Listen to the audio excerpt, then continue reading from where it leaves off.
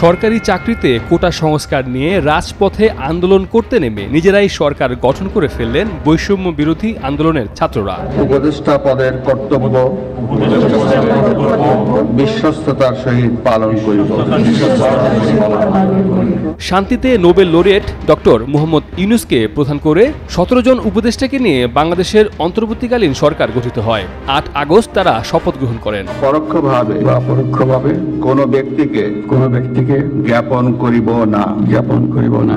বৈষম্য বিরোধী ছাত্র আন্দোলনের শতাধিক সমন্বয়ের মধ্যে ঢাকা বিশ্ববিদ্যালয়ের 2 শিক্ষার্থী নাহিদ ইসলাম ও আসিফ মাহমুদ সজীব ভূঁইয়া বর্তমান অন্তর্বর্তীকালীন সরকারের অংশ হলেন। নাহিদ ইসলাম 2016-17 শিক্ষাবর্ষে ঢাকা বিশ্ববিদ্যালয়ের সমাজবিজ্ঞান বিভাগে ভর্তি হয়েছিলেন, আর ভাষা বিজ্ঞান বিভাগের 2017-18 শিক্ষাবর্ষের ছাত্র আসিফ মাহমুদ।